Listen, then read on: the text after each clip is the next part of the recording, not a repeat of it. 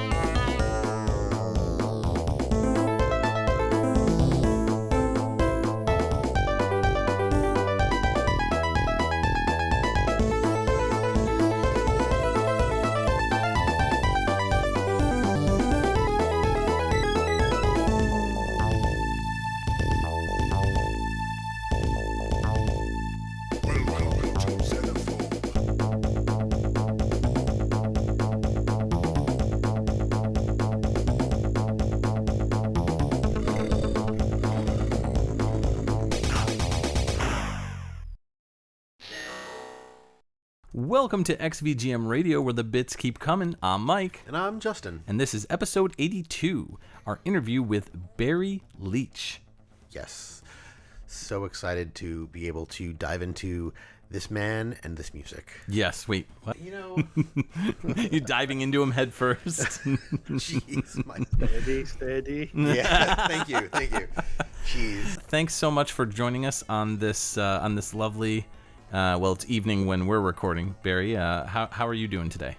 I'm good. Thanks for having me. Yeah, it's absolutely. Fun to be here. It's been a long time coming. We talked to you quite a while ago about bringing you on, and you were like, yeah, sure. You know, Barry's always been super approachable and a great part of the VGM community. So it's great to have someone who is not only a composer, but also like a big piece of the industry in general. Yeah. And bringing out so many games. I mean, his list of video game music is extraordinary. Tons of music. It's a bit silly, isn't it, when you look at it all?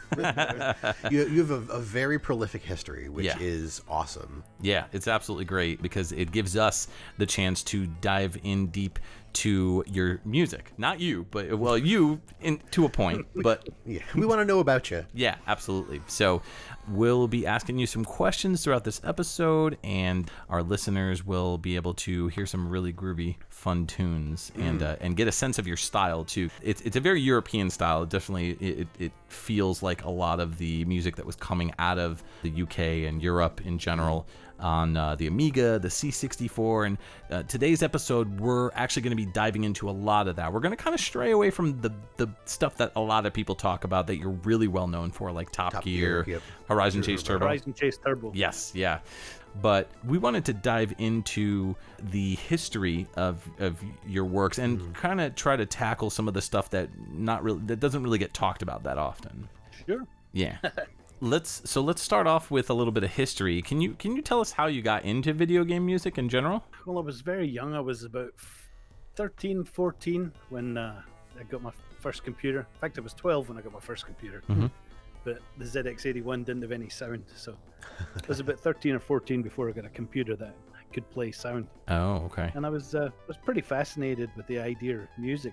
At that time, the only way to make music was to practice an instrument and be proficient at it, and that seemed like an awful lot of work for me. I'm incredibly lazy, so that it attracted me to computers. What if I could get the computer to play the music that I wanted to make? So that's how I went down that rabbit hole, and here I am 35 years later. Musically, then, you, as far as so to speak, like influences, nothing comes to mind in terms of traditional music, music played with instruments, world music or rock music or anything like that? I mean, I've been influenced by everything out there, everything I've ever heard. I mean, when I was a kid, I used to listen to Queen's Greatest Hits. That was an incredible album. Yeah. Freddie Mercury and his harmonies and stuff. When people started creating music in video games, people like Rob Hubbard, Martin Galway, David Whittaker, Ben Dalglish, they were just huge influences. They were really pushing the hardware at the time, so you could hear what was technically possible. And to try and go from zero to what these guys were already doing was a mammoth task for a 14-year-old. That's fair. Imagine being a 14-year-old kid in Scotland, where it's cold and dark and wet, and hearing this music coming out of a computer. I mean, it was incredible. It's like, oh my god, this is what I want to do. I'd love to, try and put music on a computer. But I'd never written a piece of music. I wasn't studying music at school. Right. So it was, the mammoth task. You have to learn how to technically create it with the tools available, and it wasn't like we had the internet. You could go and Google for things.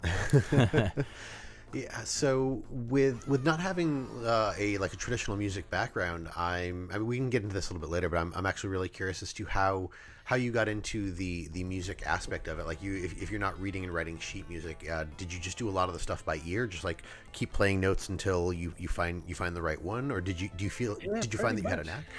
Pretty much bang on the keys until it makes something that sounds not completely terrible. And even then, it took several years. I mean, I think the first 5 years of me writing music, the stuff I was producing was terrible. Took a long time to make anything that didn't completely suck.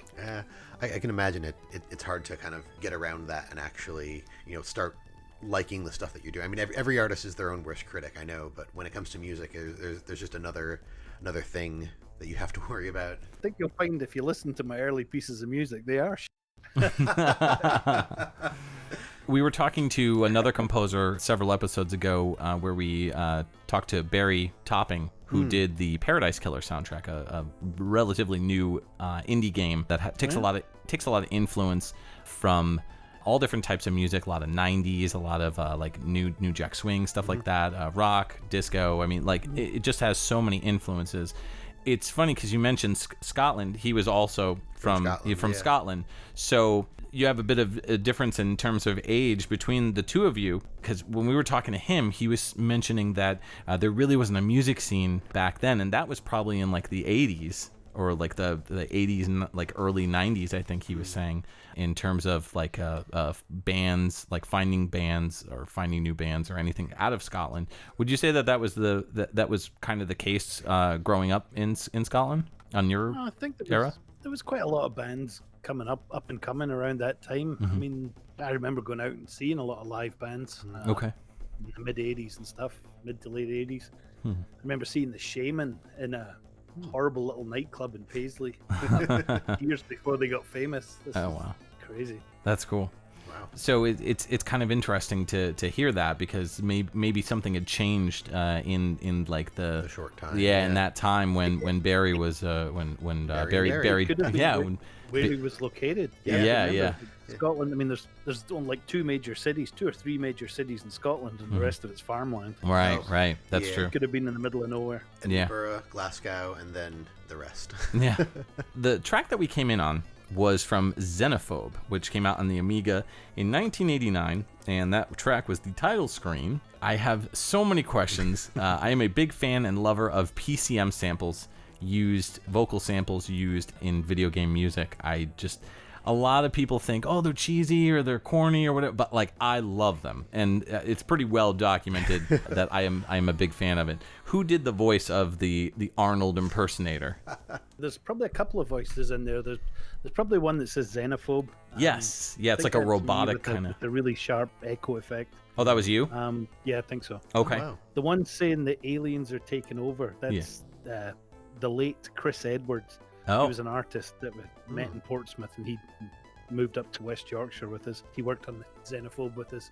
Okay. And I think there might be another voice in there that was Neil Young. He went on to run Electronic Arts at one point, I think. Okay. I think there was also a female scream in there too. Was that like a sound effect that you used, like a stock? That might have been Chris. You just like pitched it up.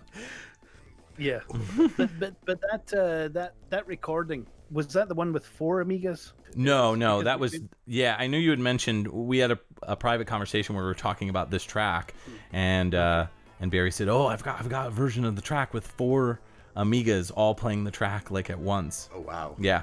I ended up having to write four separate mod files for 4 different Amigas, and we created a special cable so we could press a button at the end of the cable and it would click on play on all 4 Amigas at the same time. That's awesome. Quite the technical challenge, and even then the Amigas wouldn't stay in time. It's kind of frustrating. What was the benefit of doing something like that? Just because you could make all the mod files different, and then when you play it back, it would kind of like make so many different. Well, yeah, you would have a piece of music that had 16 notes playing at one time, as opposed to 4. Right. Which is what the standard Amiga had. Yeah. That's pretty impressive. Wow. Yeah. Huge. Yeah. Huge. The game could ever need more than 16 channels, right? Right.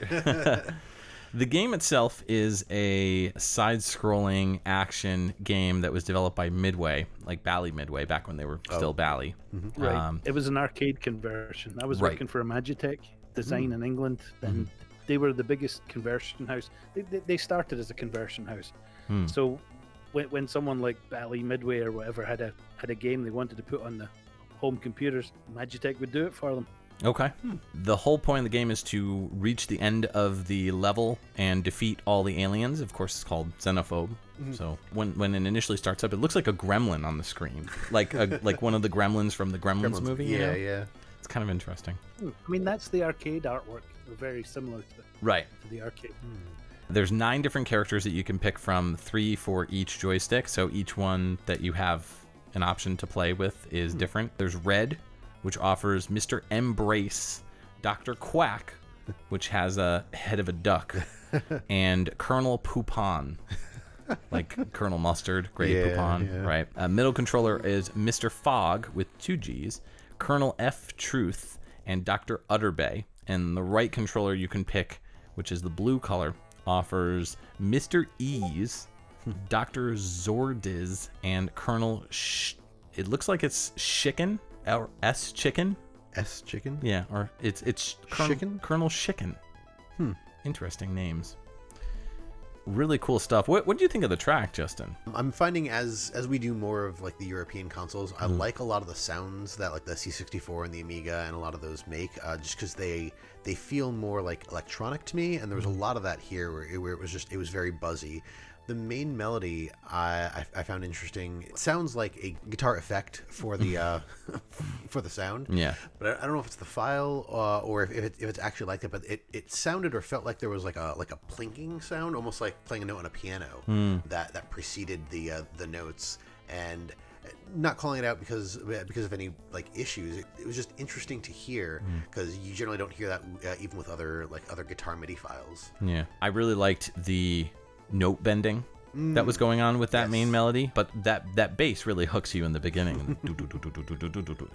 That was the part that hooked me instantly. And when you combine that with PCM samples, I'm hooked. I'm in. Yeah. And so much so that I was really torn on what to pick for this intro, because I really wanted to play the first level's music because it's really, really, really good. Which, I mean, all the music's good, but I especially really loved the first level's music. But because of the PCM samples, I chose this one because I was like, I gotta ask him, like, who did that? Like, where did that come from? Yeah, So, the one that sounds like Arnold Schwarzenegger is really funny. yeah. I think it's a terrible piece of music. I can understand your logic in that and your thought process behind it. When you're creating something, you honestly feel like your earlier stuff is like your worst stuff. Like, I do video game reviews and some online on my YouTube channel, and all the early stuff is like the worst in my opinion. And then, like, you get better, you learn how to do things, and it takes time. That's just how crafts go. You know? Yeah, I mean that's the way learning goes. You get better as you do more of it. So right, the more you know. Oh man. Okay, so that's the one done. We can move on to a better one now. Yes. Let's move into Bonnie's Bookstore, which is my first pick for the episode. This came out on the PC and the Mac in 2005. This track is called The Moody Thinker Level 1, and it's by our composer that we're talking to today, Barry Leitch.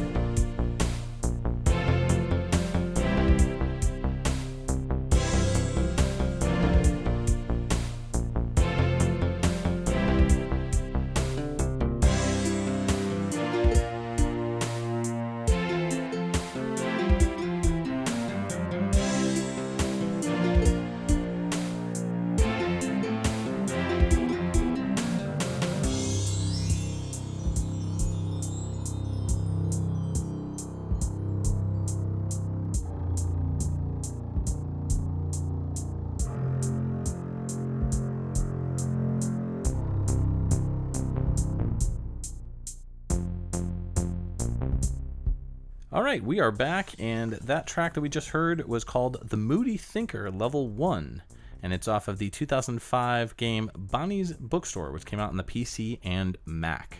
What do you think about this one, Justin? This is a real bop. It was definitely more on the relaxing side of things. Like, it wasn't a crazy, super energetic, go tear up the dance floor. Right. But it's something that I might listen to when I'm just hanging out at home or reading a book or something.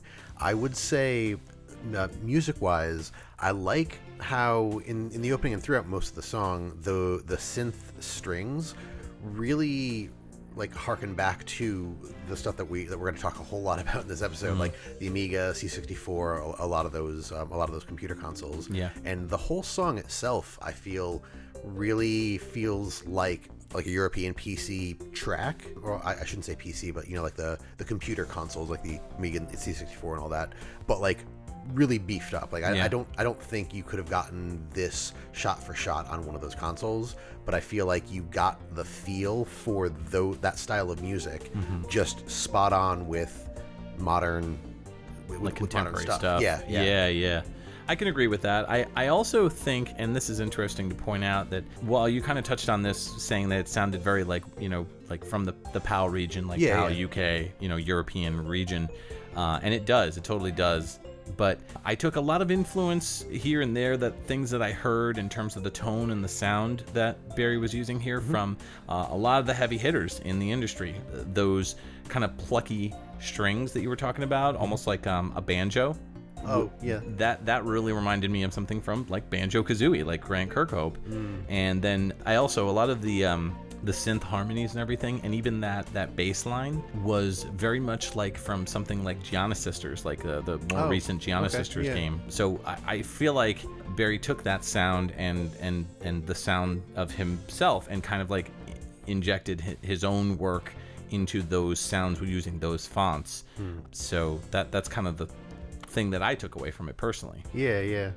Still interesting. Yeah. What was it like recording music for Bonnie's Bookstore? What techniques were you using? What equipment were you using back then? The brief for the game was that it was targeted at women aged 30 to 40 years old. So the music had to be fairly laid back and chill. It was a puzzle game, and they needed it in XM format, mod files, the extended modules. Okay. So I think all the music fits in it was 1.5 megabytes. It's Oh, wow. Small. Yeah. I have a huge library of instrument samples for XM files. Yeah, I just used my string sounds, my multi-sample guitar, acoustic guitar sounds. Just used those and wrote some nice happy tunes. That's really cool. So it sounds like what I was hearing as far as the style and the quality of the sounds was actually wasn't. I mean, it was a stylistic decision, but it wasn't where a lot of people compose now with totally modern stuff, but they make it sound retro. You were actually composing in a format that was going to sound like that regardless. Well, I had as many channels as I wanted. That's fair. Yeah. Their instruments were all 16-bit, Okay. as opposed to the 8-bit Amiga ones. So you don't have that 8-bit hiss to everything. Right. You've got multi-sampled instruments, so your guitar doesn't sound totally shit when you go up 3 or 4 semitones. Yeah. The strings as well. Yeah. There's a lot in there. You'd said that it was marketed at women. Was there any kind of layout from the developers saying use a flute, use a flute in this track? No, that was just me picking something that I thought that they would appeal to them, something that acoustic and Okay. just not overly electronic. Yeah. Right. How much creative control? Sorry. How much creative control do I get? Yeah. Not very much. On a project like that, none really. It was all everything had to be approved by the developer. Sure. Yeah, especially if they were going for a very specific market. It's not like he could belt out a xenophobe-esque jam, but it's still a great track. It's really fun to listen to, and just, as you said, really relaxing and chill. It was just, I just imagined what kind of stuff I'd want to listen to if I was playing a word game, a puzzle game. And that's it, right there. Yeah, exactly. There was a couple of them. I had a buddy of mine, Brian Wontuck. We co-composed a few of the tracks together, having a laugh, dicking around at night, coming up with ideas. the big piano solo at the end. I remember calling him up, telling him to come back and listen to the piano solo because it's either the best thing I've written or the worst thing I've written. Couldn't tell. Oh, nice. Yeah, you can never tell. I guess it's good to hand it off to somebody else and have them, kind of be your soundboard, so to speak, literally. I guess. Yeah. Always. I mean, even now when I write a piece of music, I can't wait to send it to someone and get feedback. Mm-hmm. Do you share? I follow you on Facebook, and I see you're very active with your family and everything. Do you ever play any of the music for your kid or your wife? Yeah, I'm always testing stuff out with my wife, but she's kind of biased. She says everything's great. Right. She's got it right. I think she just says that. Yeah. She knows that if she says it, I'll go in a sulk and come Yeah. back to the studio and she won't see me all night. Is your you have one daughter, right? Yeah, I got two. I got a stepdaughter and my daughter. Oh, okay, two. Okay. Do you play it to them, and are they just like, come on, Dad, stop? Like, Not so much. No. They're more into their rap music and stuff. Right. They're like, yeah, my dad does this video game music thing and gets interviewed by a bunch of video game music nerds. Totally. Yeah. This game, as Barry was saying, is a puzzle game. It's very similar to a game like Bookworm, if you've ever played Bookworm. Oh, yes, actually. Basically trying to make words, yeah. so to speak. You play as Bonnie, and you're running a bookstore, and you inherited it from your grandfather, who passed away. One day you find, while you're cleaning out the attic, you find these paintings. The paintings have these images of like these kid stories. And so Bonnie all of a sudden is like, I'm going to be a writer. So in order to do that, she's got to put these words together basically to use her grandfather's paintings as the illustration. So basically putting the words in with the illustration, so that way it's a story, so to speak. So makes sense. I'm surprised how much mileage these companies that make these games get out of that type of a story. There's a nonogram game that I play on my Pixel Book occasionally when I'm just trying to like chill, and it's got ads in it, and every so often the ads are for these like merge type games, and it's the same type of a story. Like the woman was either abandoned or left at the altar, or somebody died, and then her grandmother died, and left her this mansion, and now you've got to clean up the mansion by playing this merge game. Like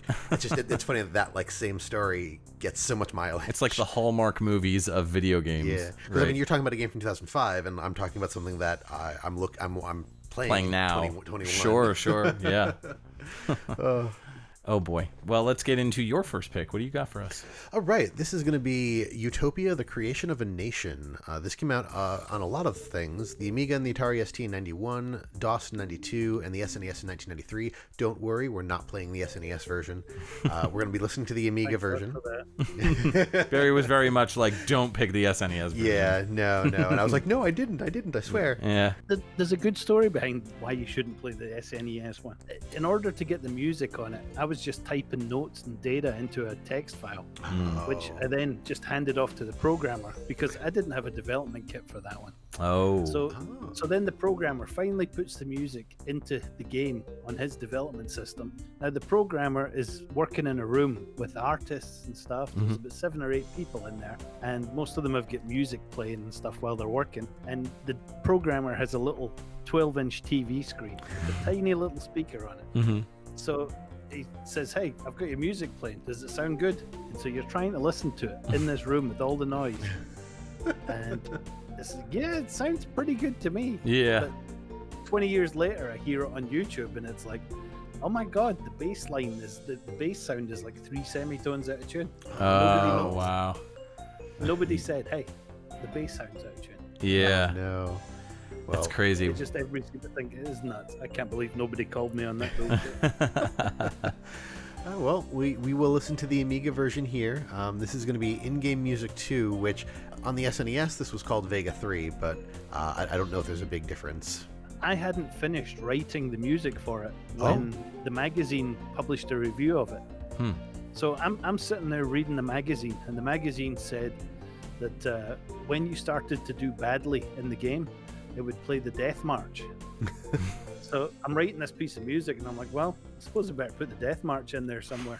The magazine said it. So you added it in even though it wasn't planned? Yeah, that's awesome. Added it in. Wow, that's amazing. Oh, that's cool.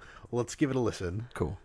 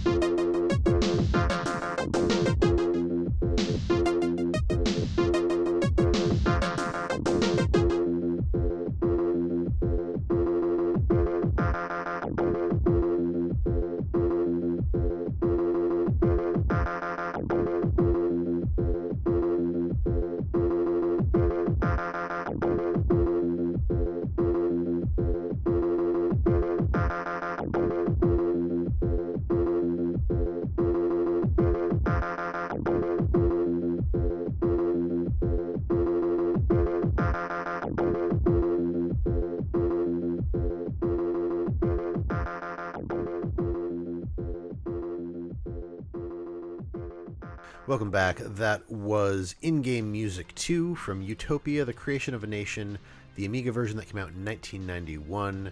And, oh man, I have to say, to start off, I know that... so now hearing what the issues with the SNES version of the music was, I have to admit that we played the SNES version of one of the tracks years ago on another podcast. Yeah. With another person, and I actually thought it sounded really good, but this version far and above just superior, very clearly, and just the audio quality, the in-tuneness. There's so many things that I have to say about this. I don't want to take away from you, Mike. What do you have to say? There's a lot to unpack here. I feel like the beginning didn't really hook me enough. There's the part with the kind of like the keyboard runs, like that part, you know what I mean? Yes. And that really stood out to me. Then following up after that with the drums, there's a part with the drums where it's just like, bah, and really, really simplistic, but also at the same time, the tone that was used on that, as well as the synth for that part right after that bassy synth was really cool. And that's kind of how the track like fades out. That part, while I was listening to it towards the end, I was like, man, I wonder if like what it would sound like if Barry did a Metroid soundtrack. Because to me, that end part is what gets a little bit open and empty. Yeah, really kind of ambient, but also really kind of electronic and grindy kind of. It was cool. That's fair. So you should write a At the Metroid end, soundtrack. It's made up of like just 4 little simple samples. Wow. With different pulse widths, and then I was pitch bending the hell out of them. A quality. lot of people don't realize at the same time as we're doing all these Amiga and Atari ST games, the MT32 sound card came out, and it was such an incredible piece of hardware for the time. It was just a synthesizer and a sound card for PCs. I mean, it cost about $1,000, which is Oh wow. in 1988. That was a lot of money.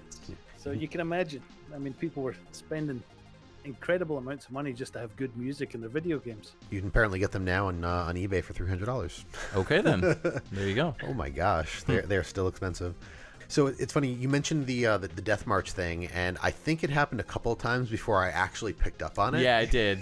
Because I'm sitting there watching your face, and as soon as it popped up, as soon as it popped up for maybe I think the second time, you finally caught on, and you were like, oh, I hear it now. Yeah. That's funny. And I don't think I would have identified that Death March had you not actually said something. So that's really cool. Like why and how that got in there. It's funny that you didn't spot it the first time. Yeah. I heard it and I was like, oh, okay, but I didn't say anything because I was looking. I was like kind of waiting for Justin to see what would happen. And I was too busy processing a bunch of other things that were happening, and then it just caught me off guard when the second time I was like, oh, okay, cool. the effects on the bass breakdown, like a minute 25 in, just filter effect was really cool, and then I really liked towards the middle end. Around the 3 minutes 30 seconds mark, I feel like it has a bit of a new wave feel with the echoey drums and the bass. I think that's what you were talking about. Yeah, that's what I was talking about. Yeah. And that's just it felt like the track went through a couple different styles, which was really cool, and then almost settled on this new wave aesthetic, which I happen to like new wave. So yeah, sure. It's a sign of me being bored when I was writing a piece of music. Didn't know what to write, so I was changing the style. Nice. I think it worked out. So, tell me about Utopia, Justin. Yeah. So Utopia is a real-time strategy / city building game that takes place far in the future. It starts off with an attack on this colony, biological weapon, and so your character as the governor of this colony evacuates people and saves a lot of lives, and gets rewarded for it by being given a new planet to colonize. So they're basically, hey, you did good and saved people, maybe you can help create a utopia on this new planet. So you have to micromanage a whole lot of stuff. It's like SimCity on steroids, it looks like. SimCity in space. Okay. But you manage tax rate, birth rate, trade. You need people to build buildings. You need the buildings to make more people and to make, increase your quality of life. You need the buildings to make buildings. You do. You need the scaffolds to make the buildings. Right. There are also, each world looks like has a competing alien race that's also trying to colonize the planet, and there is no like alliances. So eventually, you will have to come into conflict with this alien race. I But think at the time when it came out, the only art, I think June had just come out on the Amiga. And so I remember meeting the programmer for Utopia, a guy called Gray Ming, I think was his name. And he was an incredibly intelligent guy. But I remember Utopia it was too complicated for me to play. It was, I could never get into it. Yeah, I'm kind of the same way. I don't really do strategy or like real-time strategy or city building games outside of the original SimCity. That's about as far as I can go. SimCity 2000 is too complicated for me. And then like Warcraft and StarCraft, Civ and all those other like huge expansive RTSs, they are just too much for me. ActRaiser. That's it for me. Is it an RTS? Oh yeah, kind of technically, is. yeah. Yeah. And I played the first StarCraft. Yep. That's about it. Yeah. Yeah, for the most part. Yeah, it does seem like a very in-depth and very comprehensive game. In fact, the SNES version used the SNES, the Super NES mouse peripheral. Oh, sweet. Which I was looking at some of the screenshots. And I'm just like, how do you play this with a controller? The answer is you don't. You don't. You play with the mouse. I know that you've done lots of different versions of this game, you know, like on the Amiga, the Atari ST, the Super NES, etc., etc. Would you say, were there any like tools available that made it easier, or did you generally compose for one version of a game while someone else arranged your tunes on another system, so to speak? No, I did it all. On the Commodore 64, you had to have your own music driver, a piece of machine code that could convert your data into to play through the sound chip, right? Like in the real SID, time on the Commodore 64. And on the Amiga, you had 4 channels of samples. So there was a piece of software called the Mod Tracker. I think it was the Pro Tracker. Yeah. It's a composing system, like a modern DAW, digital audio workstation. But that really evened the playing field for everybody composing on it, because everybody had access to all the sounds that they could ever want. You know, you could always just sample a sound if you needed it. If you wanted a piano, go sample a piano, right? Or use the ones on the disc that came with the program. You were already armed and dangerous. Well, it really leveled the playing field for composers. You were no longer dependent on having a programmer friend to write a music driver for you. Right. That's really cool. Was that transferable at all, or was that just like something that you was really only taking advantage of on the Amiga? Like, did any of that translate to Commodore 64 or anything? I mean, I would write it on the Amiga, and then I would convert it into data to use on the Atari and Commodore 64. At Imagitech, because we were a conversion house, we would convert a game, like an arcade game like Xenophobe. We convert it to the Amiga, the Atari ST, the Spectrum Plus 3, the Amstrad, Game Boy, Game Gear, all those other Nintendo. Shit, there's so many systems. And we created our own music drivers for each of those platforms. And we had a unified data structure that I designed to make it easy and quick to convert music from one format to the other. So I would just write the music on the Amiga and then convert it into data statements for each of the other systems. Wow. And then we would fine-tune the instruments on each computer's capabilities. Okay. Now, I know that when the Amiga and the Super NES, in terms of the musicality of the sound chips and the hardware and how everything is composed, they're often compared pretty frequently as far as the sound goes. But you had mentioned that you didn't have any sound drivers or sound programming software on the Super NES version of Utopia. So did you have any other experiences outside of that on the Super NES that would you say that was maybe fared for the better in regards to that system? We were using the stock music driver that came with the Nintendo development system. Oh, okay. It was the same for Top Gear. I think Top Gear was the first Super Nintendo game I did. That was an early release too, yeah. Fire.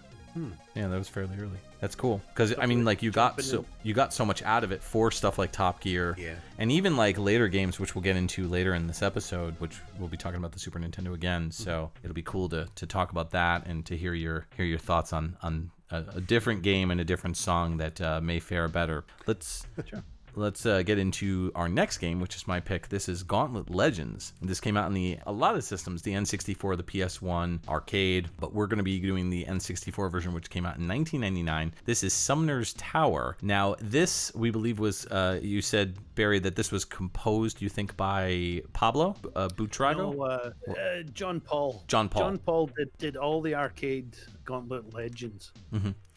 Not to be confused with Gauntlet Dark Legacy, which Right. had we divvied up all the levels for that between me, John Paul, Mike Henry, Don Dake Knight, and Joe Lyford. Okay, so John Paul did the music for this, for the soundtrack, and then you did the arrangement. Is that right, for Sumner's Tower? Yeah, John Paul did the arcade version, and he used all these big fancy samples, and I was supposed to put it on the N64. I was like, well, there's no way in hell that's going to fit on a Nintendo 64. So I just dumbed it down. I love it personally, but let's give it a listen and see what our listeners think.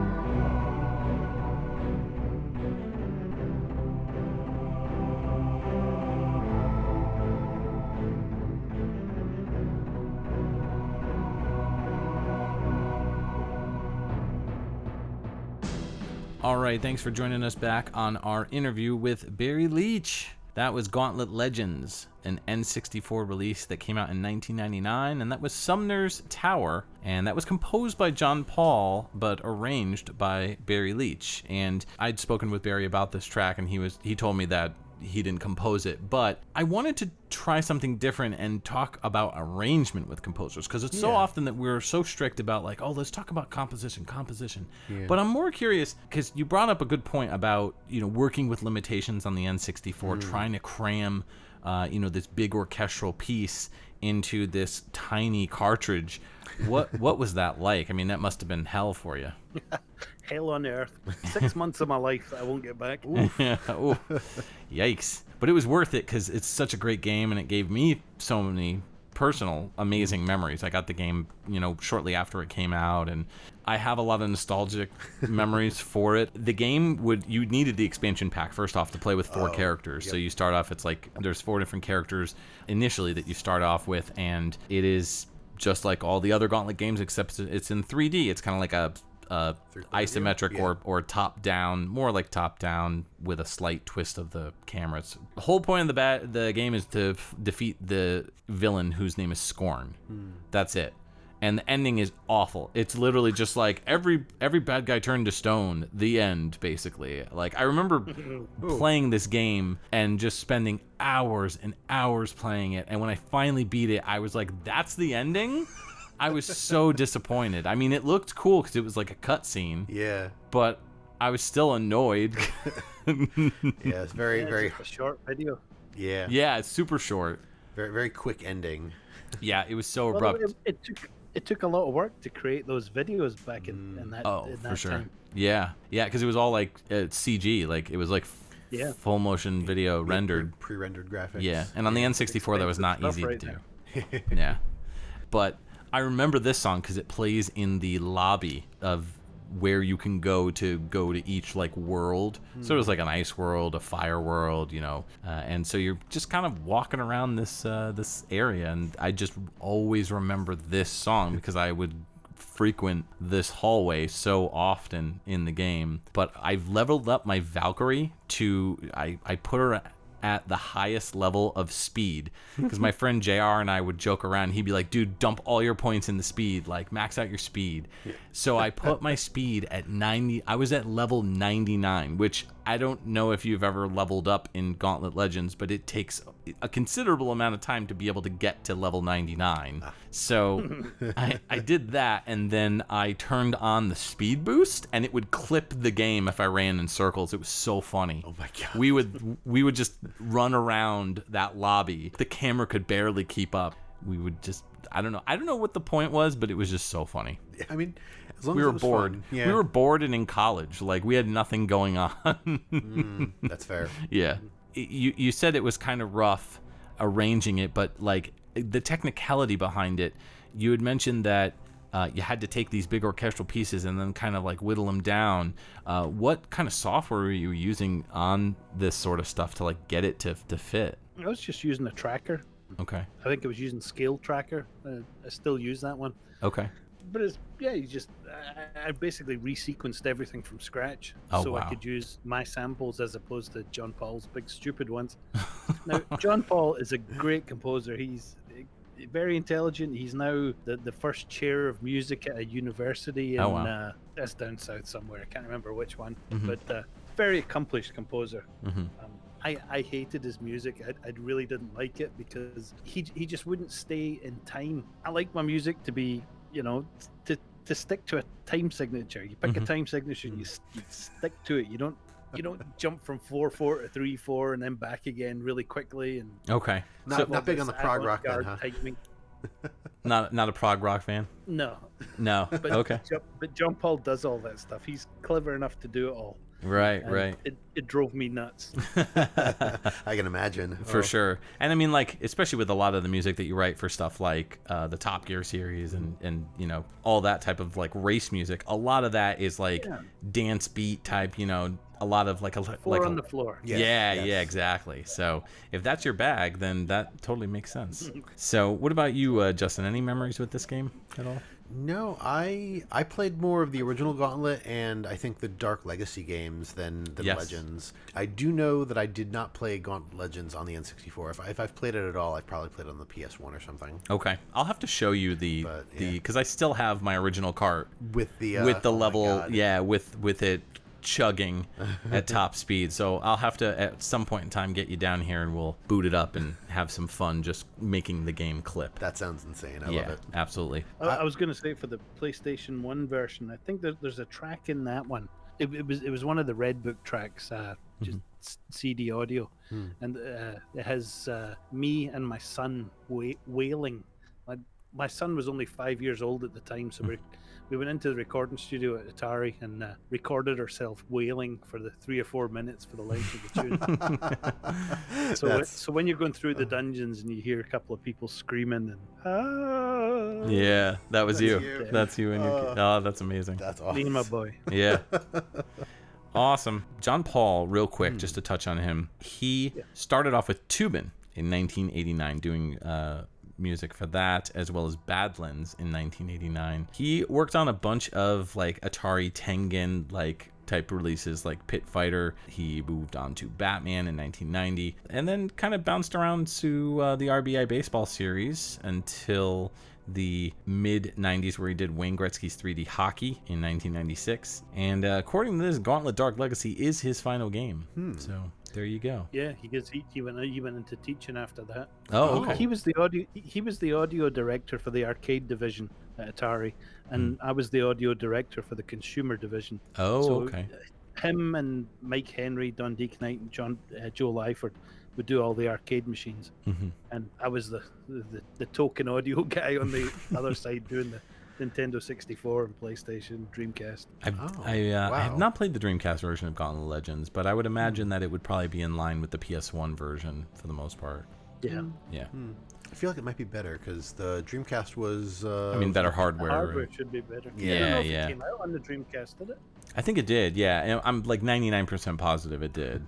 But a lot of those ports on the Dreamcast got kind of butchered, unfortunately. Like, just like a lot of problems with converting over. I remember at the time, it was either the PlayStation 1 version or the Dreamcast version, and one of the reviewers had called the development team lazy. And I remember I had emailed the interviewer and CC'd all the development staff at Atari, calling the interviewer out, and explaining the amount of work that these guys had done in such a short period of time. Right, sticking up for your staff. Calling them lazy was an insult. Yeah. He should learn how to do his job properly. Absolutely. Sorry. Yeah, no, I hear you. So it's definitely not the way you want to approach writing reviews. I can tell you that much. Oh man. I Wow. was so mad about that. Yeah, I don't blame you. Understandably, yeah. Yeah. That's rude. Let's get into your next pick. What do you got for us? Oh, it's me. So the next game I've picked from is Prophecy Viking Child. This came out on the Amiga, Atari ST, the Lynx, the Game Boy, and DOS in 1991. I believe we are listening to the Amiga version here again, and this is going to be Level 9, Valhalla.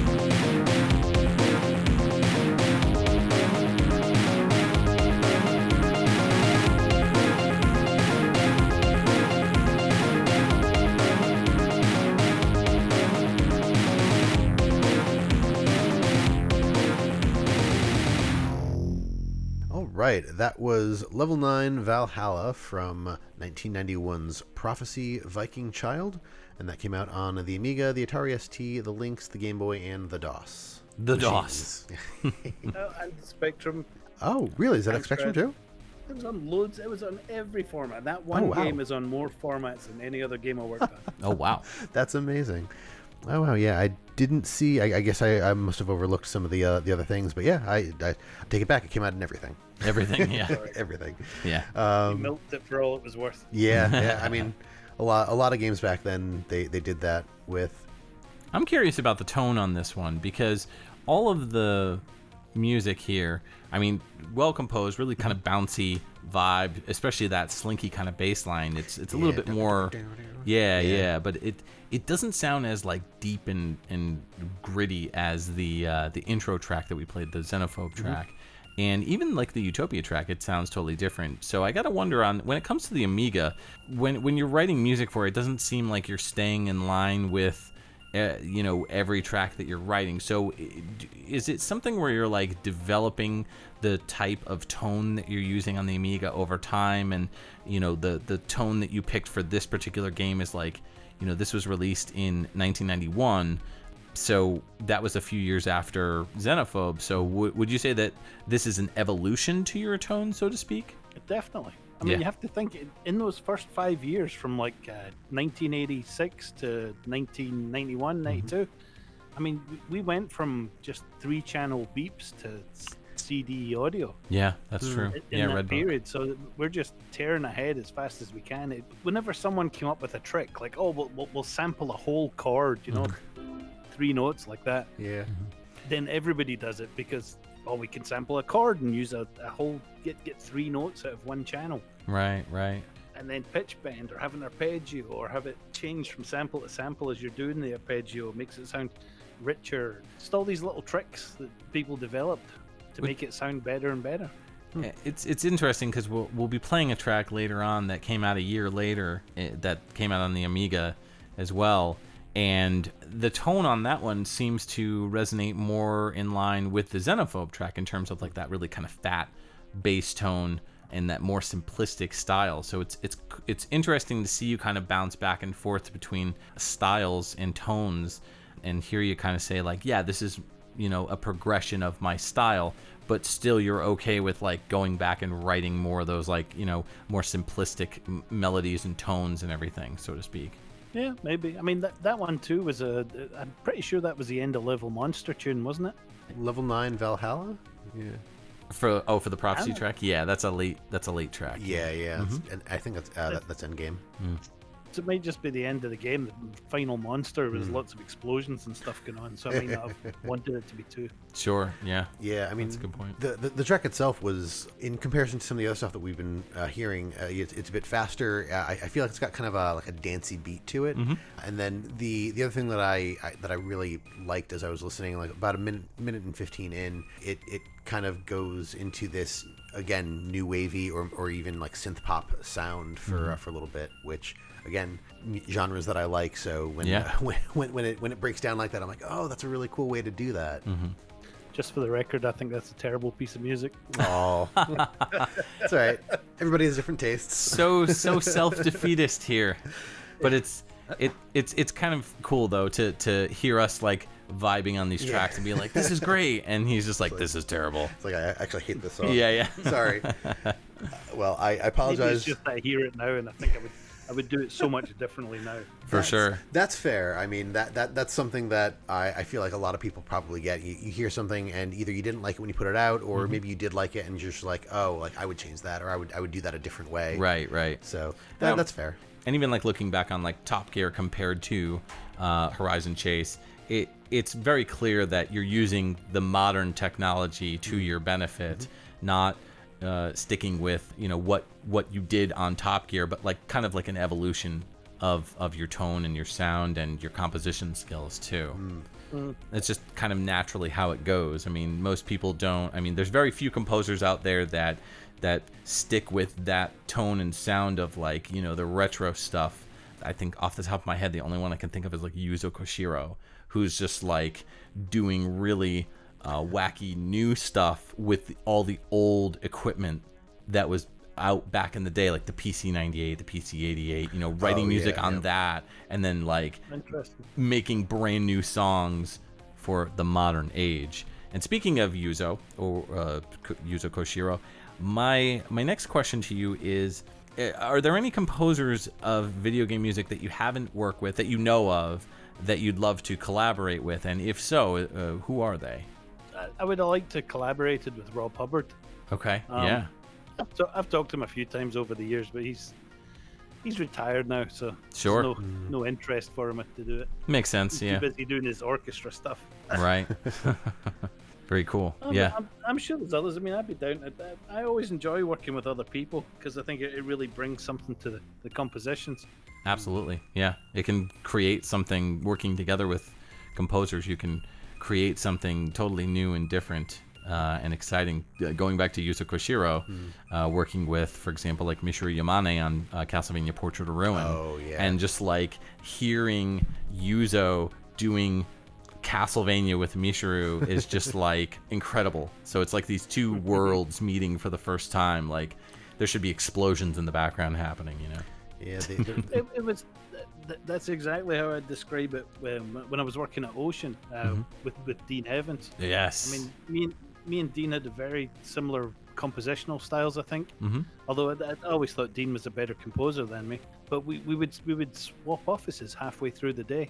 You know, because in the mid-afternoon you're getting a bit stuck with the tune you're writing, you're running out of ideas. So we'd just switch offices. I'd go work on his tune, he'd go work on mine. That's cool. And that is really cool.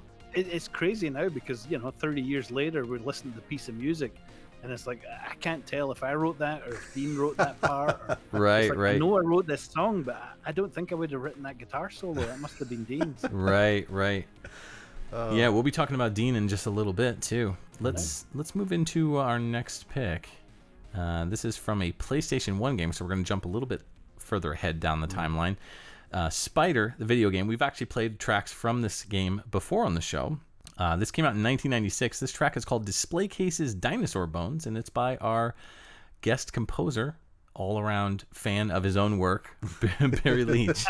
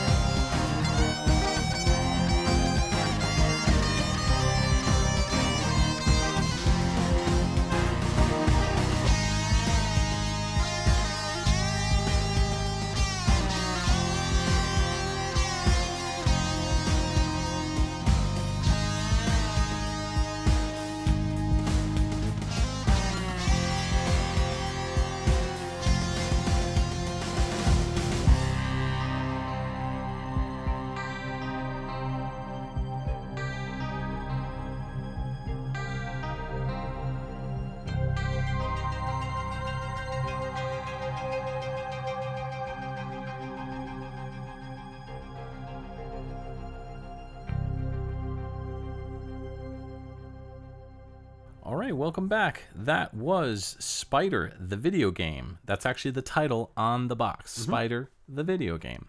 That's another one of those games that I spent about a year working on, and then the publisher didn't advertise it at all. I hardly at know. all. I never heard So- it. It was always one of those like, oh, what is this, Spider? Yeah. Is this Spider-Man game? You know, it's like, Didn't sell worth a damn. yeah. It's the PS1 game that came out in 1996. The track is called Display Cases Dinosaur Bones. And it features Luke Anderson on guitar. Ah, It I was wondering because I was like, I was like, Barry said he didn't play guitar. Did he suddenly learn guitar? No.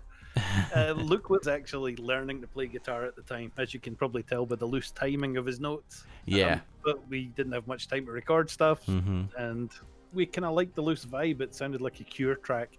It did. Yeah, That's yeah. exactly what I was thinking that it sounded like. Late 80s goth kind of track like The Cure, which Yeah. is, it nailed that tone. A lot of the music in this is, I really like the soundtrack for the record. Like a lot of the music in it is just really unique and different sounding than what was coming out at that time. There was tons of like dance music and heavy metal music and everything.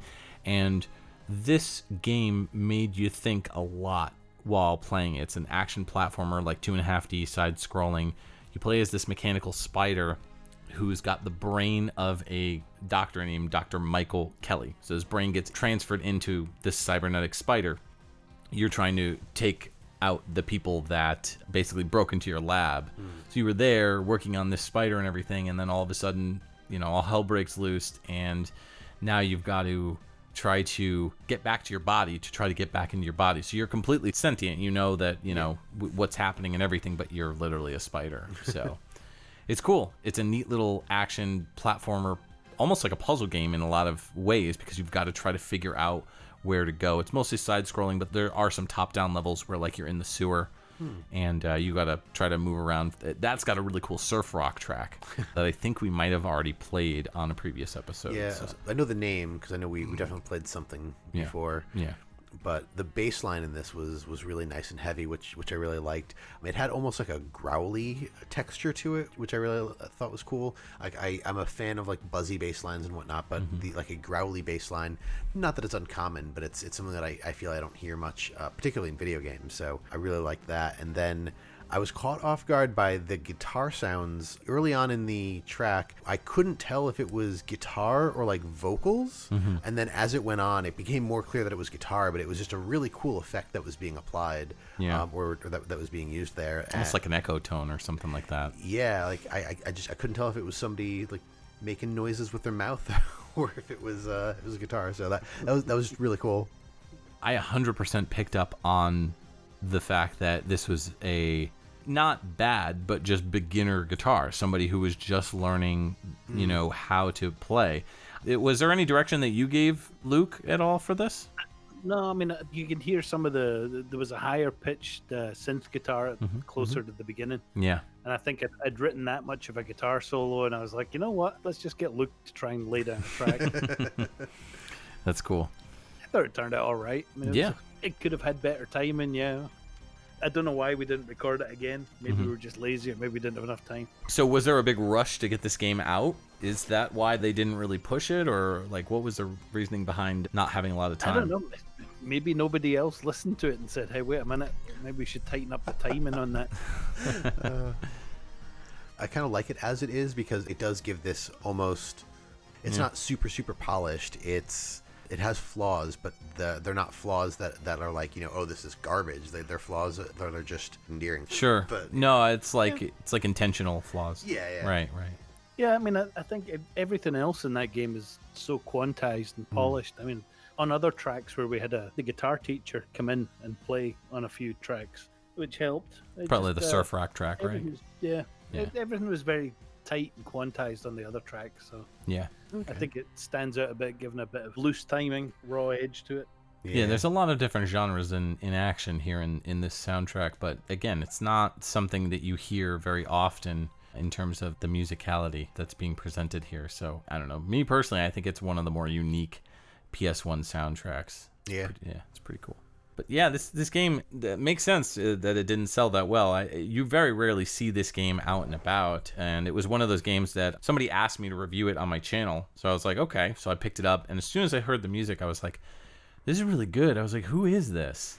I was like, it sounds really familiar. At the time, I would say I knew who Barry was, and I like had heard his soundtracks, but it was one of those things where a lot of the European and PAL sound kind of merges together. So I would hear something and be like, okay, this could be one of 5 different people. Let me look it up. Yeah. And when I found out it was Barry, I was like, oh, cool. I was like, all right, nice. So I would also say, like, how often do you hear Barry's soundtracks in a non-chiptune format? Like, right. This is more like live instruments, like Red Book, stuff, so, right? yeah, Red Book audio. It's I can see that throwing you for a loop. Yeah. Barry, having worked with both old technology and more modern stuff, do you have a preference over like what kind of technology you're using to create your soundtracks? I think I definitely like the newer technologies. It's a lot easier to make something that sounds good when you've got all these VST instruments. Right. Huge libraries of choirs and stuff that you can just throw in there. Yeah. But there's also something satisfying to just doing the chip stuff. I write music for a lot of children's toys, and that's all chip format. Yeah, that's using, true. 2-3 channel samples, Really wavetable stuff. It never occurred to me that there was a composer behind any of that stuff. I just until you said it, like that thought had never crossed my mind. You've got like a 10 or 20 cent toy chip, and you've got to squeeze the music in 64 or 128 kilobytes, tiny amounts of memory, including all your sampled instruments. Yeah. It's crazy. When you're writing music for that sort of thing, like a children's toy, is it all done with modern technology, or are you using like older stuff like the Amiga, for example, then like squeezing that into the chip? I like to write it in trackers and like Okay. scale tracker and stuff, just because it keeps it nice and simple. Okay. It sounds like an Amiga mod file. Huh. That's really cool. All right. So let's move into your next pick. What do you got? This is going to be from Batman: Rise of Sin Tzu. This came out on the Game Boy Advance in 2003, and the track is Bane.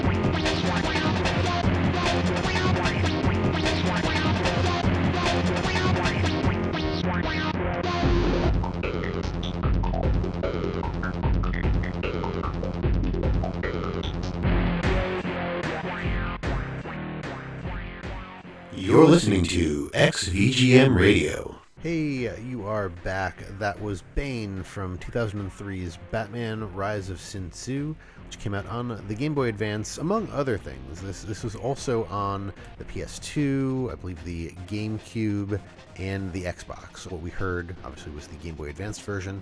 And yeah, short track, short and to the point.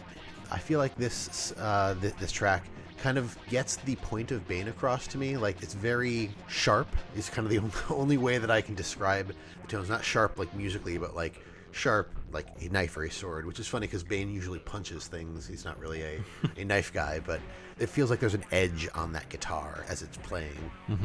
Yeah, it's definitely got a crunch to that guitar.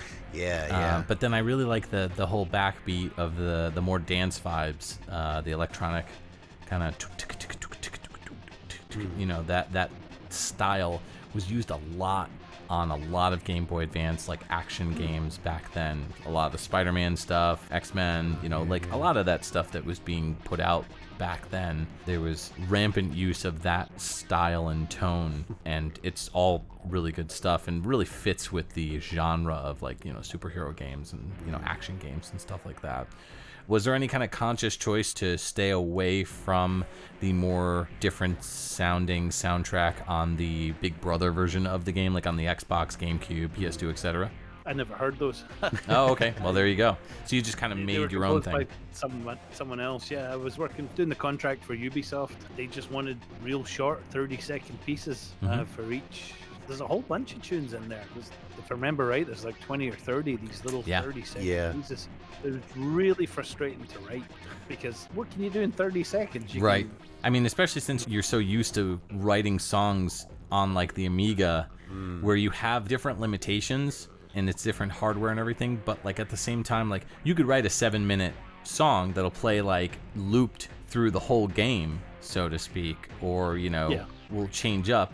And it'll be different. Like the track will change as you're listening to it to fit different vibes and everything. But like with this type of stuff, I mean, you're writing such short pieces because the levels are short, the gameplay is short, and it's all designed to be intentionally compact.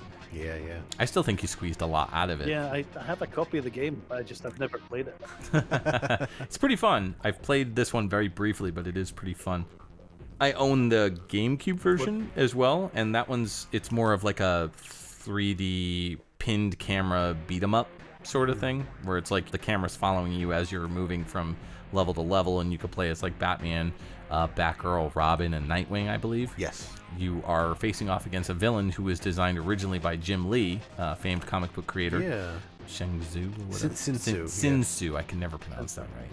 When you were playing the game, Yeah. did you find the music too short, or was it just the right length? No, I thought it was good for what it was. All the levels and everything were short for the most part. I mean, you're playing like an action game on the GBA, so you kind of expect shorter loops, very similar to like on the NES, Super NES, like that sort of stuff. For the most part, you're expecting those games to have like, you know, shorter loops, and I think you did a good job of like making it so that if you're hearing this track, you're never really getting bored by it, so to speak. You're listening to a 30-second track in terms of what you actually recorded, but then you got to keep in mind it's being looped while you're staying in the action, so it's... Yeah, I tried to break it up a bit by changing the mood halfway through it. Yeah. All you can do. Right, yeah, especially with such limitations. Yeah, I mean, the Game Boy Advance version is more or less a pared down version of the Xbox, GameCube, and PS2 versions. Right. So the feel overall is the same, the story overall is the same, but when it hits the handheld consoles, the levels are a little bit shorter, so it makes sense that the music's going to be shorter too. Yeah. But it looks like a pretty interesting game overall, with the... Obviously not in the GBA version, as far as I'd imagine, but the Big Brother versions have, you know, the voice actors from the from the Batman animated cartoon. Yeah, right? Yeah, the original 90s I think one. the New Adventures of Batman. Yeah, Kevin Conroy, Tara Strong is Batgirl, Scott Menville is Robin, and Laura Lester is Nightwing. But the overall plot, I mean, it's a Batman beat 'em up game. It happens on the anniversary of the murder of Thomas and Martha Wayne. Batman is, you know, paying his respects, and he witnesses a kidnapping and then jumps in to save people. And there are all sorts of different bad guys in here aside from your regular thugs. You've got Clayface, you've got obviously Bane. We just heard his title track. Sinsu, I believe, is the final boss. Final bad guy. Yeah, I haven't beaten this one, but it's really fun. Yeah. I mean, again, I have more experience with the Big Brother version of the game, but yeah, it's a lot of fun. I would honestly say it's probably the best Batman of that generation, both Game Boy Advance related and like Xbox, PS2, etc., etc. Yeah, because I mean the other two games, you had Batman Vengeance, which it had some problems, but overall it was really fun. It was like playing an episode of the cartoon, so to speak. And then you've got Batman Dark Tomorrow, which is horrible. And then I think there's one other, which is like Batman Begins, which is like a, just the movie, like a movie game, which I haven't played, but I've heard it's just kind of meh. Yeah, this was a follow-up to a 2001 game. Vengeance. That's the one. Yep. Yeah. I believe it's like a Canonical? Yeah, that word. Sequel. So, Yes. but and then Batman Dark Tomorrow is just like totally off the radar. It's more based on like the comic book aspect, right down to the suit. So, I dig it. Let's move into Harlequin, which is the track that we were talking about a little earlier, the Amiga track. I've got a pretty interesting story to tell about this one. This also came out in the Atari ST in 1992. This track is in Game 3 by our guest composer, Barry Leitch.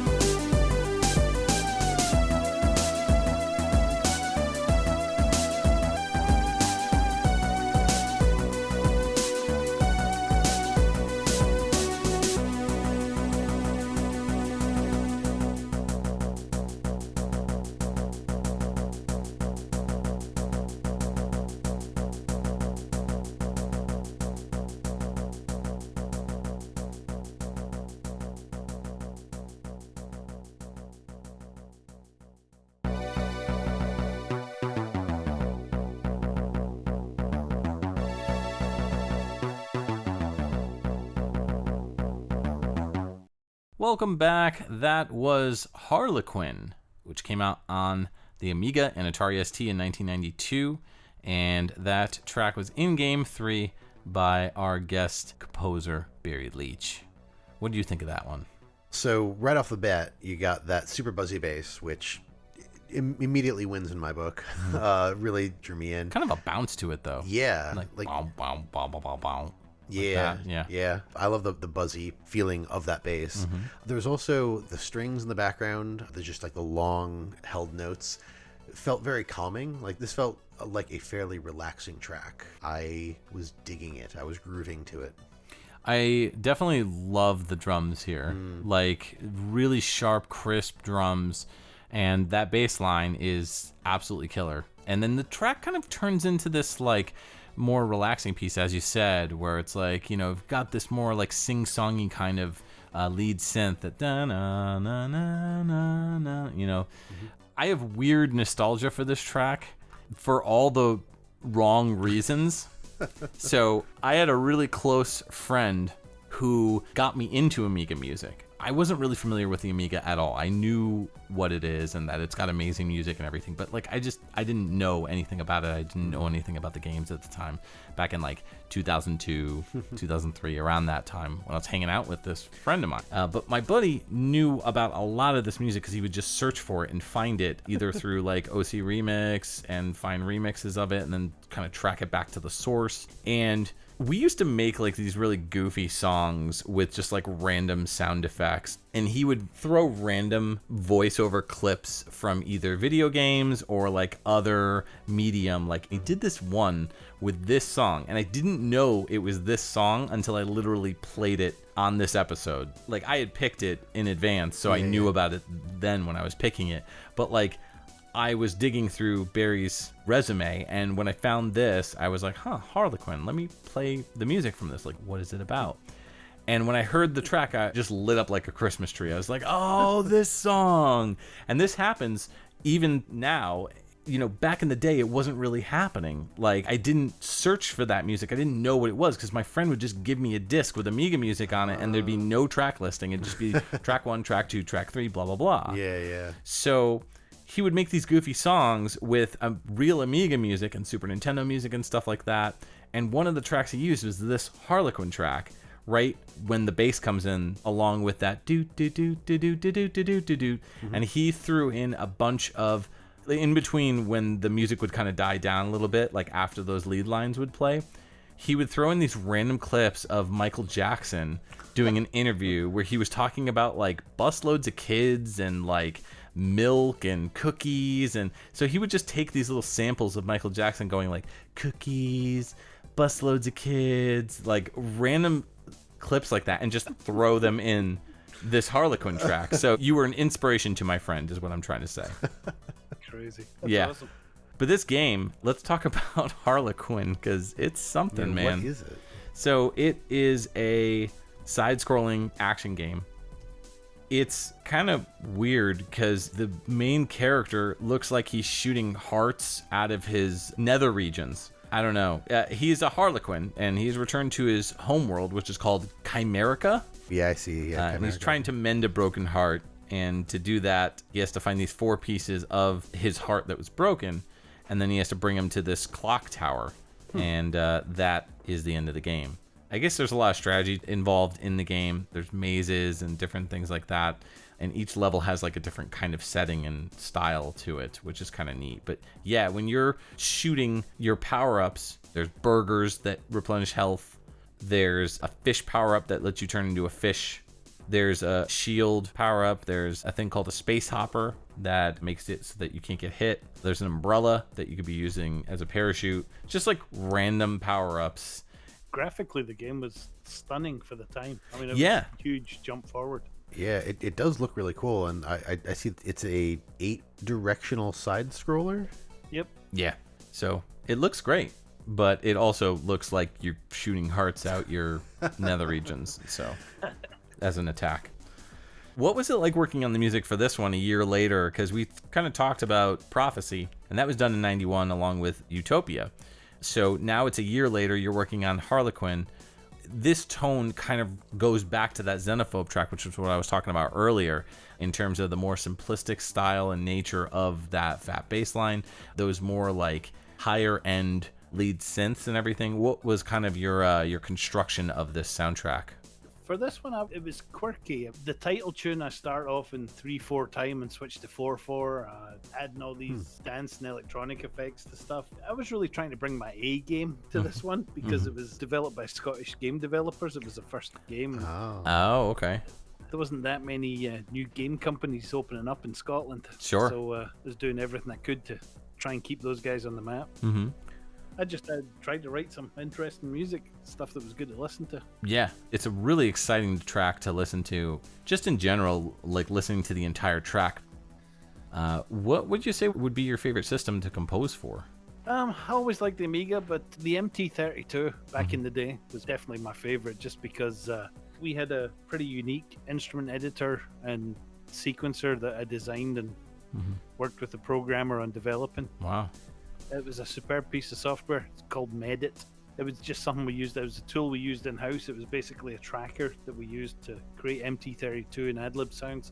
And then eventually when I moved to Ocean, we developed it further and we added Super Nintendo and I think Sega Genesis does capabilities as well. Oh, wow. Or at least that was the plan. I don't know if we ever did add Genesis stuff. All right, let's move into our next pick.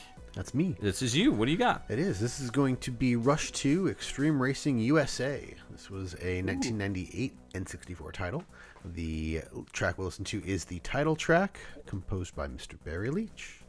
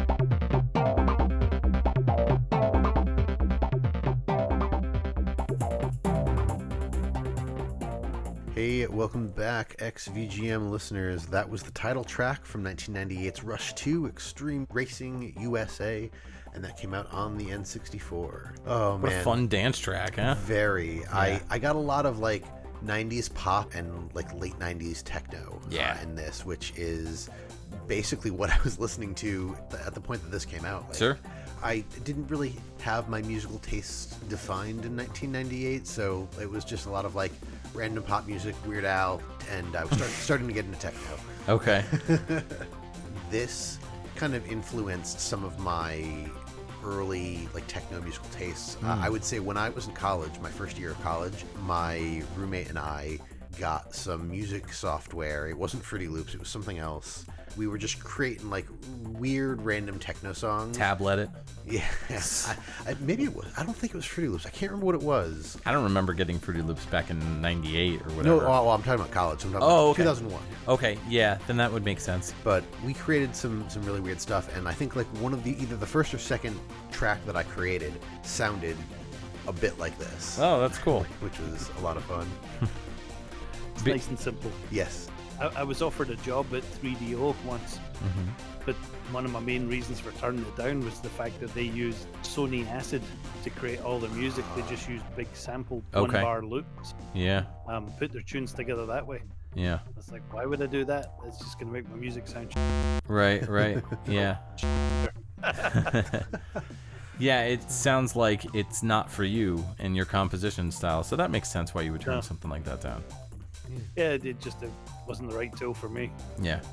Now, I know that the Rush games, the compositions that you've done for them are very highly regarded, and for all the right reasons. It's all really good stuff. What, comparing your work on arranging with Gauntlet Legends to something like Rush 2 and working on the compositional side of things, were those same limitations in terms of composing there, or did you find that it was easier to work with a game like Rush 2, for example? It's a little easier to do electronic stuff than it is orchestral and wavetable music. I mean, I had worked on Top Gear Rally when I was at Boss Game Studios just before this on the Nintendo 64. And then I had worked on a game called Twisted Edge Snowboarding. Oh, yeah. They rejected my soundtracks for it. I ended up writing 2 different soundtracks, and one of them is exactly halfway between Top Gear Rally and Rush 2. Oh, wow. It's kind of interesting to listen to now because it totally bridges the gap between those 2 projects. But when I arrived at Atari, they needed someone to crank out Rush 2, and I think the first 6 weeks I was there, just basically banging it out, working 7 days a week, trying to get the project done. Wow. That's intense. Do you feel that, like, when there is that level of stress behind creating music for a game, when you've got such a dedicated timeline, do you feel that, like, it's harder to creatively produce something for a game soundtrack, or do you feel like that kind of excites you and makes you more creative? No, it works against it. Obviously, the more time you have, I think the better. It gives you a chance to go back and polish and change things. True. I always feel like it's when you get a clock ticking on a timer like that, it just makes you want to cut corners and stuff. And it's never good. Right. No, that makes a lot of sense. Well, that was back in the day too, before you could patch games. These days you can patch them pretty quickly. Right. So if something blows up or there's a major error or problem or you just don't like something, you could be like, nope, clip. I wonder how that applies to music, though. Have you noticed that, like, does that apply in terms of modern gaming for games that you've worked on where, like, you'll create... It certainly applies to audio in general. There was a game called Slain Back from Hell. Oh, yeah. Yes. I got called into that right after it released because when it released, the programmer quit. Basically, everybody quit the project, and the game was all messed up. It was basically unplayable. Oh, wow. The very first version. And so they managed to hire another programmer. They got me involved to fix the sounds because all the audio levels were all over the shop. They didn't have quite enough music to fit the whole game, so ended up writing a piece or 2 of music for it, fixing all the sound effects, doing a whole bunch of additional stuff for it. So the patch came out. Suddenly the game was a lot better. We actually interviewed the composer of that. I was just going to say, that's Kurt Victor Bryan. Yeah. Victor Bryan, yeah. Yep.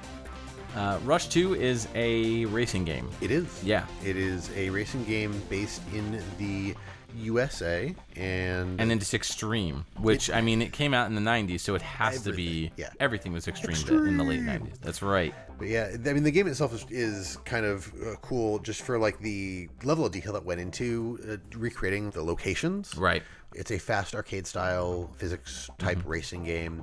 There's a 2-player mode. It's got rumble pack support, and it's one of those racing games that has like the hidden shortcuts and jumps and stuff. So like, you can do the regular track, arcade or style. you can find like all these little shortcuts. That's cool. I also love the fact that on the box it's Extreme Racing USA. That's what it's labeled as, and the number 2, it hangs over the USA, and of course they made that on the box, American flag style. So.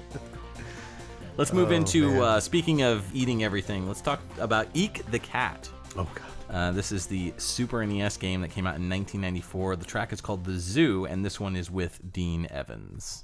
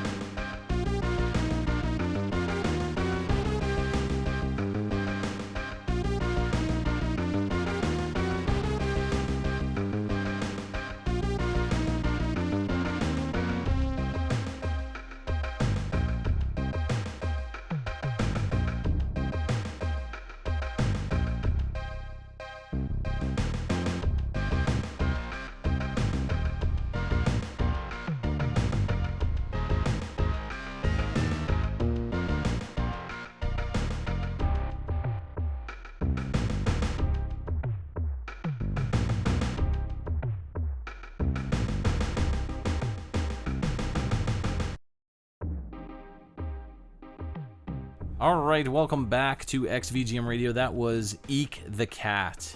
That came out on the Super NES in 1994, and that was the soundtrack that our guest of honor did with Dean Evans. The track is The Zoo, and this one was actually composed by Barry. There was a lot that was arranged by Barry, and as you said earlier, you kind of bounce back and forth between working on tracks with Dean, and would you say that that was accurate to Eek the Cat as well? Yeah, well, Dean was doing the Super Nintendo version of Eek, but that piece of music, I think it was originally written for Sleepwalker, the CD-ROM version. Yes. I have this little joke with myself that if you go to the zoo, that the animals listen to reggae music. Far off exotic islands. Yeah. The game Sleepwalker, which I think also came out on Amiga too, if I recall. Maybe I'm wrong about that. Yeah, it was one of the very first CD-ROM games, Amiga CD. They basically converted that game into Eek the Cat, took all its assets and changed it over to represent the Eek franchise. I think Dean rewrote a lot of the tunes, if not all, or most of the tunes in that one. I remember watching the cartoon, but I never played the game. When we worked on that, it'd be 92 or 93. Oh, okay, wow, okay. I don't remember when the cartoon came out, but it must have come out like shortly after the cartoon was released. What, for Eek? Yeah. Yeah. So Eek the Cat debuted in 1992. Okay, so. Then that makes sense, yeah. What a weird, fun show. I remember I liked the Garfield and Friends cartoon growing up. Sure. But with Eek the Cat, like, I don't know. I think I liked it a little bit more. Really? It was, yeah. I mean, Garfield was like cute and wholesome, and I mean, not that Eek was like Ren and Stimpy by any means, Sure. but it was a little bit more off the wall, some Earthworm Jim vibes and stuff like that. Right.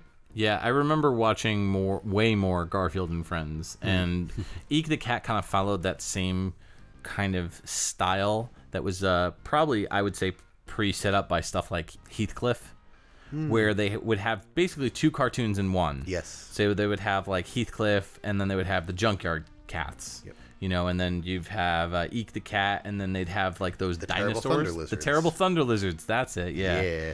Yeah. So it's kind of the same thing. So they really tried to like implement a lot of the Eek the Cat humor and features in this. So going back to Utopia and the Super NES and the troubles that you had with that, and then going to this Eek the Cat 2 years later, was there any change that kind of happened when you came over to work with Ocean and work with people like Dean? Was it easier for you? We had the music driver, the improved Medit software. We were able to take the sound card from the Nintendo development system, just put it in a regular PC. That's really cool. Adapt Medit to address it and let us hear in real time how the music would sound, rather than writing it on another system and then having to convert and compile. You know, I mean, if you change one byte in an assembly environment, then you have to compile, wait another 30 seconds to a minute to compile and download and actually hear it on the hardware. Right. So being able to hear stuff in real time was just huge, absolutely huge. Yeah, and that made a world of difference in terms of the compositions, because I mean, if you listen to stuff like Eek the Cat, the Green Lantern soundtrack that never got released, Waterworld. Dean's Waterworld, yeah. Yep. Yes, love that Waterworld soundtrack, especially that map theme. Yes. So good. Such a chill track, almost like a Pink Floyd vibe to that track. So it's stuff like that was coming out from Dean and was coming out from Barry and people like that really kind of showed you the power that the Super NES had when put in the hands of the right people with the right tools. I think Dean was probably one of the best composers on the Super Nintendo. I could agree with that. Because he was able to he had the focus and the ability to spend the time on the samples, the instrument samples, and create 16 different guitar tones, so he could create one realistic guitar sound. Yeah, his guitar tones were unbelievable. Oh my really God, good. Yeah. So Dean Evans, let's touch on some of the stuff that he's done over the years. He started off in 1992 with Pushover, and then worked on the Lethal Weapon soundtrack, which we talked about last episode. Hook in 92, Cool World, which has some great music, Jurassic Park, and Jurassic Park 2, which Jurassic Park 2 is a lot of fun. That's like a side-scrolling shooter. Right? Yeah, I have that one. Yeah, it's a great game. Waterworld, Flintstones, again, uncredited for Flintstones. Then he jumped over to do a little game called Silver for the Dreamcast in 1999. I guess he did the score for that. And that was Ocean's last game, wasn't it? I think so. was Then unreleased. he Maybe ended it up, was released. yeah, Silver was definitely released. That much I know. Yeah. I remember seeing Didn't it he in win an stores. award for that one? Or one of them? Yeah, possibly. Then he worked on Rally Championship Extreme. He did sound effects for Mace Griffin Bounty Hunter in 2003, and his final credit was for music sound effects in Pushover in 2006. And he exited out. I think he has his own company now, like Sound Company, from what I recall. Burnbrae Audio. Yeah. So that leaves us to our last track, and this is actually on the Genesis. Hey, yes. Yeah. So Wow. I actually found one. Yeah. yeah, this is going to be Gadget Twins, the 1992. Probably not very good. We'll see.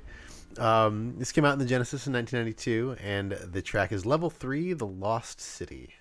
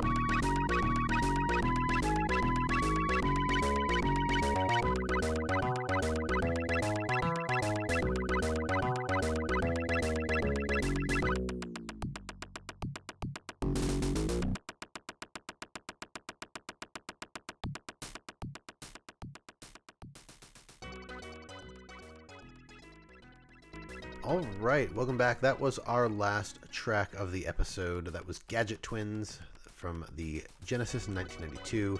The track was Level 3, The Lost City, and the composer was none other than Barry Leitch. And I don't know how Barry feels about this. It is one of his earlier tracks. How do you feel about it? But I will say that as someone who has come around on the Genesis quite a bit since we started the show, I enjoyed this one. It was bouncy, which is something that outside of like some Sonic tracks and like the Ronald McDonald stuff that we listen to, I don't get a lot of bouncy stuff on the Genesis.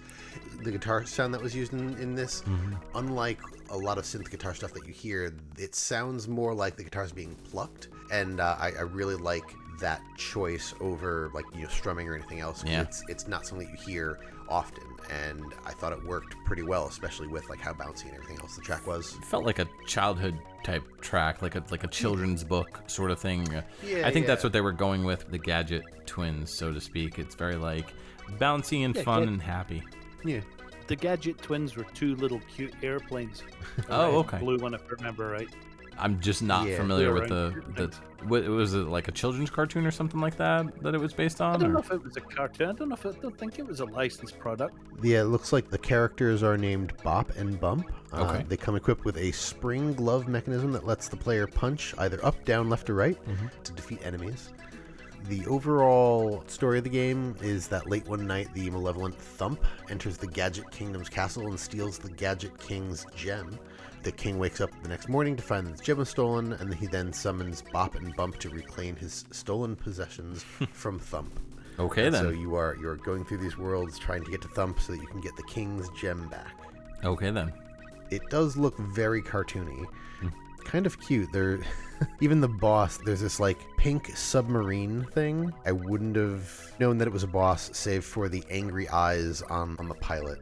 Would you say that you struggled with the arrangement on the way that this sounded? Because you had kind of sounded like you were having difficulty with things like the Genesis. So this is one of those cases then? Yeah, we had our music driver, I think, was pretty simple. I don't know if it was gems or what it was. The Genesis had the same technology as the AdLib sound card on the PC, just FM synthesis. And I hated FM synthesis because it always sounds kind of shitty. We tried using arpeggios in there. You can hear them. They made it sound more like an Atari, like Atari ST sound or Right. 64, that kind of effect. Yeah. I Ultimately... just recently actually released the Amiga version of these tunes. Ooh. I don't think the Amiga game was ever finished, but the music was. Okay. So it was all written in Amiga, and then you tried to convert it to FM synth? Yep. Yeah. That's a hard transfer.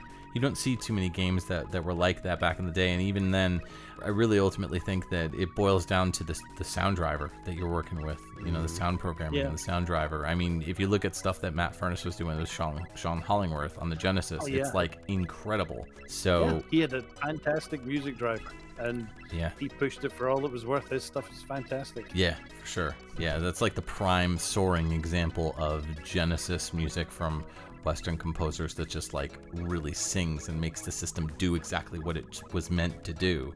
But I also think that they must have had somebody there who either spoke Japanese or wrote Japanese or could translate whatever that manual had, because there's very few people that were able to do that, especially on the Western side of things. They would have just rewritten it from scratch. Wow, and, that's such a task. Really pushed the hardware. Yeah. I mean, that was how it was done from the get-go with Rob Hubbard with the Commodore 64. Right. You're just finding all these little subtle things you could do to get effects from music, make it sound richer and bigger. Do you feel that when it comes to video game music and creating it, that you kind of look back on that era with any kind of nostalgia, in the sense that you look back on it and you go, yeah, it was harder and it was very difficult to work with such limitations and everything, but despite that, it's still, to this day, like, would you say that you would prefer working with that older equipment than working with the newer stuff, despite it being so much easier nowadays?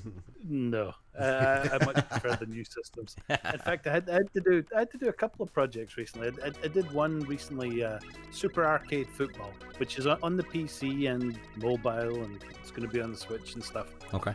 But they wanted the music done as Amiga mod files. Right.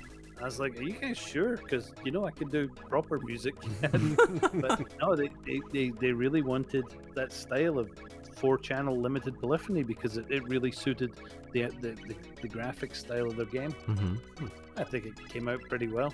Yeah, lots of modern indie games are trying to like recapture that era of retro gaming when it comes to like not only the games but the soundtracks.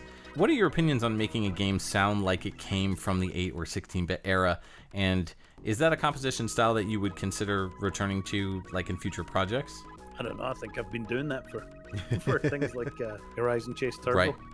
When it comes Although to that kind of went off on its own, doing adding more guitars and stuff to it. Sure. Crazy stuff. Yeah. So using modern tools to craft the soundtrack, or so you're saying that you would prefer using those modern tools way more than using like analog stuff. Yeah. You guys can't appreciate how difficult it was to create that stuff. Oh yeah. Yep. We've done our homework. We know how it can be. Well, we are at the point of the episode where we pick our favorite tracks, and Barry's going to play along. So we're going to let our guest of honor go first. Of these tracks that we've played in the intro all the way through the 10th track here, what would you say was your favorite? I'd probably go with the Bonnie's Bookstore piece. Okay. All right. I did not expect that, but that's really cool. That was a nice little piece. I enjoyed that one as well. For sure. I think if I were going to pick one, I mean, I am going to pick one, so it's not an if. I was going to say. I think I would be split between the Xeno track and the Harlequin track. Oh, yeah. I like them The both. Xenophobe track, really? Yeah, it was. I used to not be big on the PCM samples and whatnot, but doing a show for a few years with this guy has really given me an appreciation for the silliness. So I think the Xeno track more just for like the novelty of it, but the Harlequin more for the composition.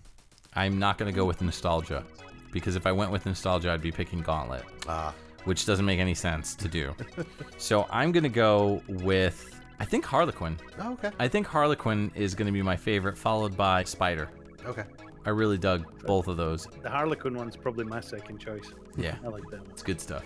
All right. Well, Barry, we really appreciate you coming on to the show, to XVGM Radio, and sharing your wealth of knowledge and information on the topic of video game music. Do you have anything coming out in the near future that you can talk about that you'd like to plug? Off the top of my head, I know there's some DLC coming for Horizon Chase Turbo. Okay. There's a game called Blow It Up that Okay. I'm currently working on. There's also Dark Quest, the board game. Ooh. There's another driving game, Explosive Drive. First time I've mentioned that, actually. I'm not sure if I'm allowed to or not. Whoops. And then there's another one that I can't talk about. Okay. For folks listening, they should also go and look up Amiga Volume 1. It's available on Amazon, Spotify, Pandora, and Apple Music. It is a 50-track album. We'll say it's a 50-track album of Barry Leitch's music, all done, looks like in the Amiga style. And that's, I think you were just talking about the Gadget Twins, like that. They're all in that compilation. That came out in June of 2021. Yeah. Oh, cool. There's actually Amiga Volume 1, 2, 3, and 4. There's about 189 tracks. Oh, wow. Holy moly. That's a lot of From all music. the Amiga games. So I they- figured I better put them all in one place, get them published. Yeah. Oh yeah, I saw the Volume 1 and how recently it came out. I didn't even think the rest of them were out yet. Yeah. Okay, so they're Awesome. all out. Oh, So- wow. All right. Well, thanks so much for being on the show and sharing your information and talking to us nerds about video game music. It was great having you on. Thanks for having me. If you have any questions for me, more questions, go to barryleitch.com. There's links to my Facebook, Twitter, my Bandcamp page. You can go buy music. That's always good. Buying it on Bandcamp is probably the best place because the money gets to me Yeah. nice and quickly. Absolutely. And we'll make sure to put links for that in our website and social media. Excellent. Thank you. Yeah, absolutely. No problem. Thank you so much, Barry. So we'd like to take a moment to thank our Patreon patrons, without whom this show's continued improvement would be impossible. They are Alex Messenger, Cam Worma, Chris Hart, Dan Lawton, Jordan and Anson Davis, Rage Cage, Kung Fu Carlito of the Heroes 3 podcast, Scott McElhone, Chris Myers, The Autistic Gamer 89, Bedroth, Brad Austin, Chris Murray, Llama Adam, Marcus Stewart, Nathan Cooper, Nick Davis, and Ryan McPherson. If you would like to become a patron, you can sign up at patreon.com/xvgmradio. There you can see the different tiers as well. Just $1 gets you a thank you at the end of the show and access to our monthly live shows. You can visit our website, xvgmradio.com, where you can listen to all the episodes and learn more about your hosts, as well as any of our guests or composers that we've had on the show. If you'd like to reach out to us, you can always email us at xvgmradio@gmail.com. If you've liked what you've heard, please consider giving us a review on iTunes. You can join our Facebook group and chat with other VGM lovers at facebook.com/groups/xvgmradio, where we talk about everything from current game news to sharing awesome VGM tracks, or just talking about the podcast itself. You can also find us on Twitter and Instagram. Our handle on both of those sites is @xvgmradio. If you don't have any other social media or just want to try something unique, check us out on our Discord group chat. Links will be in the show notes. All right, Justin, in 2 weeks, we are not coming back. No. We are changing gears and doing something a little different in the crazy world that we live in. And with our adult lives being what they are, we have decided to keep the show at monthly episodes, but For the next while. for the foreseeable future, Yep. for the time being, we're both incredibly busy, and this just makes a lot more sense. So we apologize to those who listen every other week to us blab on about video game music, but you can also grab if you're not a Patreon member, you can join our Patreon, where we do have live episodes every month. We'll be continuing that, so you'll still get your monthly dose of 2 episodes per month. Yep, and we should probably mention the $7 tier change. Yes, the $7 tier change. We are switching it up, and episode 80 was our last light episode. We were doing these light episode versions, which were very condensed, very short, about 35 minutes. And basically, we took out almost all of the talk and replaced it with just introductions to each track. You know, we want to make sure that we're doing as much work as possible while also giving you something that you want. If we're not hearing that you want something like that, or we're not seeing that you want something like that, we want to use this $7 tier to shift gears. So going forward, we're going to be introducing 2 different things for Patreon users at the $7 tier. The first is you will get higher quality episodes downloaded same day of the episode, if not earlier than the episode's release. So instead of being 192 kilobits per second, it'll be 320. So much higher quality. And in addition to that, you will also get to ask composers questions. We wanted to make this a specific tier where we will reach out to you when we have a composer interview, and you can send us questions. That's 1 per person, but that's a additional bonus thing that we're throwing in with that higher quality episode. So when we do have those composer episodes, which we'll try to do more often, so that way you can get that benefit, you'll be able to take full advantage of getting your own voice heard. So in a month, we are coming back, and that'll be right around Halloween time. Now, whatever will we be doing during that time, Justin? I think we'll be brushing Zelda and making sure that her coat is... No, it's Spooky Fest. Spooky Fest 2021. We're coming back with another year of non-outdoors festival goodness, where we'll be playing scary, spooky music for you. And we'll have all the wackiness that you've expected from previous Spooky Fest episodes. So I hope you enjoy this one coming up. It's going to be a good time. Oh yeah, spooky time. So this is Mike. And Justin. Signing off for XVGM Radio. And like scale tracker and stuff, just because it keeps it nice and simple. Okay, Oh, okay. There you go, I can play one. Can you hear that? Yeah.